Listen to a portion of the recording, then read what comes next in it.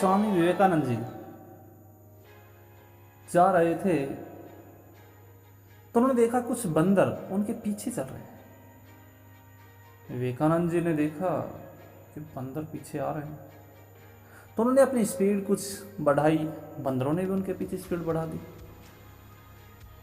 वो थोड़ा सा और स्पीड से चले तो बंदर भी उनके पीछे उतनी स्पीड चले। तो विवेकानंद जी ने देखा कि वे बंदर आ रहे हैं, उन्होंने भागना शुरू कर दिया। बंदरों ने भी उनके पीछे भागना शुरू कर दिया, क्योंकि साहब बंदर तो बंदर है ना, नकलची हैं। विवेकानंद जी स्पीड से भगे जा रहे थे और बंदर भी उनके पीछे उसी स्पीड से भाग रहे थे।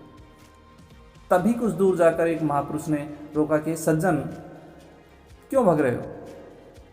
उन्होंने कहा कि महाराज बंदर मेरे पीछे पड़े हैं। उन्होंने विवेकानंद जी को रोका कि रुको, एक काम करो, इनकी तरफ मुख करके खड़े हो जाओ। जैसे विवेकानंद जी बंदरों की तरफ मुख करके खड़े हुए तो देखते हैं कि बंदर भी वहीं पर रुक गए। तो महापुरुष ने कहा कि सज्जन आप थोड़ा आगे चलिए, इस बंदर की तरफ, इन बंदरों की तरफ आप थोड़ा चलिए।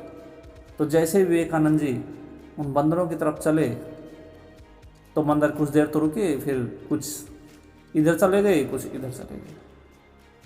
सभी बंदर तितर बितर हो गए। तो महापुरुष ने कहा कि सज्जन कुछ समझ में आया? तो विवेकानंद जी ने कहा कि आप समझाइए, मुझे तो कुछ समझ में नहीं आ रहा कि क्या हो रहा है।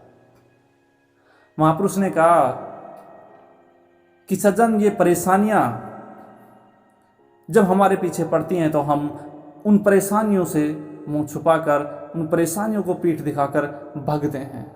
लेकिन जितनी हम स्पीड से भागते हैं ये परेशानियां भी हमारे पीछे उसी स्पीड से भागती हैं।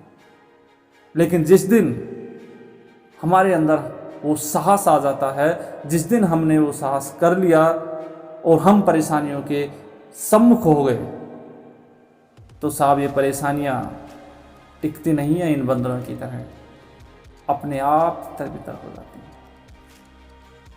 तो जब भी परेशानियां आए तो उन परेशानियों से भागने के बजाय सामने होकर उनका सामना कीजिए, क्योंकि कोई भी परेशानी भागने से खत्म नहीं होती साहब, सामना करने से खत्म होती है।